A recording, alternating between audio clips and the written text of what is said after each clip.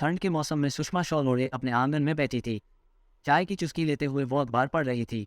सुबह सुबह जहाँ उसे घर की रसोई में सबके लिए चाय नाश्ता बनाना था, बच्चों का टिफिन पैक करना था, बच्चों को स्कूल भेजना था, वहाँ वो इन सब कामों की चिंता छोड़ आज एक सुकून भरी सुबह का आनंद ले रही थी। दूध वाले ने जब घंटी बजाई तो विवेक ही बाहर दूध लेने गए।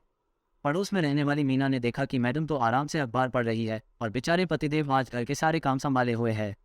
वो अपनी सहेली रुचि से बोली, बताओ कैसी बेपरवाह है ये, इसे न तो बच्चों की फिक्र है और न ही अपने पति की। मैडम आराम से कुर्सी पर बैठकर चाय पी रही और देखो बेचारे इसके पतिदेव एक तरफ नाश्ता बना रहे हैं और दूसरी तरफ बच्चों को तैयार कर रहे हैं। इसे तो अपने पति पर बिल्कुल तरस ही नहीं आता। सुषमा मीना और रुचि की बातें चुपचाप सुन रही थी और विवेक भी।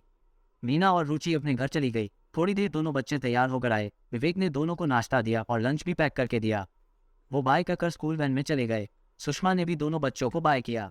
चलो एक काम खत्म हुआ, विवेक ने चैन की सांस लेते हुए कहा। आखिर आज इन दोनों पति पत्नी को हुआ क्या है? क्यों आज विवेक घर के सारे काम बिना किसी चिल्लम चिली के कर रहा है और आज सुषमा इतनी रिलैक्स क्यों है? ये सवाल मीना और रुचि दोनों को खाए जा रहा था, लेकिन उन्हें इसके पीछे की कहानी नहीं पता। दरअसल विवेक और सुषमा बहुत ही सुलझे हुए हैं। वो हमेशा एक दूसरे का सम्मान करते हैं।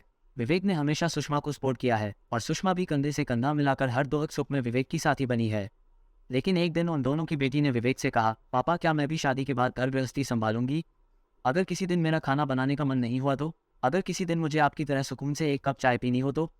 क्या मैं ये सब नहीं कर पाऊंगी?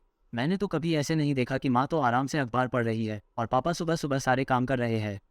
जब मेरे घर में ही बराबरी नहीं है तो मैं बाहर क्या उम्मीद रखूं? ऐसा भी तो हो सकता है कि दोनों मिलकर काम करें। ये जरूरी तो नहीं कि घर के सारे काम का बेड़ा सिर्फ औरतों के मत्थे ही मढ़ दिया जाए। अपनी बेटी की इन बातों का विवेक पे बहुत प्रभाव पड़ा और फिर विवेक ने बोला, बेटा अब तो बराबरी की शुरुआत अपने घर से ही करनी होगी।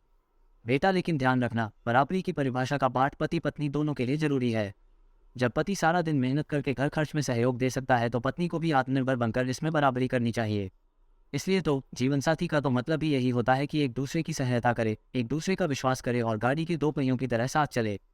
बस अगले दिन से ही विवेक ने अपनी बेटी के लिए घर में बराबरी को बढ़ावा दिया और सारा काम खुद करके सुषमा को भी समझा। शुरुआत तो हमें भी अपने घर से ही करनी होगी। सुषमा अपनी अखबार पढ़ने के बाद नहा धोकर तैयार होकर स्कूल के लिए निकल गई। वो मैथ्स की टीचर है और वही विवेक किचन समेट के घर को व्यवस्थित करके जल्दी से तैयार होकर ऑफिस निकल गए। जल्दी जल्दी में नाश्ता करना तो विवेक को याद ही नहीं रहा और अपना लंच पैक करना भी वो भूल गए। विवेक ऑफिस पहुंच के सुषमा को फोन करता है और बोलता है, अरे यार, तुम एक दिन में इतना काम कैसे कर लेती हो? तुम्हें पता है आज मुझे नाश्ता और लंच बाहर से करना पड़ा। सच में औरतों से बराबरी करना तो बहुत मुश्किल काम है। सुषमा बोली, कोई बात नहीं, आपको भी तो पता चला ना कि सुबह सुबह हमारे लिए कितना काम हो जाता है। और हंसने लगती है। वैसे एक बात कहूँ, बहुत दिन बाद मुझे आज चाय की चुस्कियाँ लेने में जो सुकून मिला है ना, वो मैं बयान नहीं कर सकती। चलो अच्छा है, चलो अब मैं रखता हूँ, ऑफिस में बहुत काम है। ये कहकर विवेक ने फोन काट दिया। जितना सपोर्ट एक औरत करती है अपने पति को, उतना सपोर्ट एक पति को भी करना चाहिए। ऐसे माहौल में बच्चे भी अपना काम स्वयं करना सीखते हैं। न पति को अपने सपने की उड़ान भरने से रुकना होगा, न पत्नी को अपने घर परिवार के लिए अपने सपनों की कुर्बानी देनी होगी। और दोनों मिलकर अपने बच्चों को अच्छी परवरिश दे पाएंगे। ऐसे पति पत्नी समाज के लिए उदाहरण बनते हैं। ताली कभी एक हाथ से नहीं बजती और इसमें मुख्य भूमिका होती है परिवार की। बराबरी बोलने से नहीं आएगी। हर परिवार को इस बराबरी को अपनी सोच में डालना हो। जब सोच में बराबरी आएगी तभी सब संभव होगा।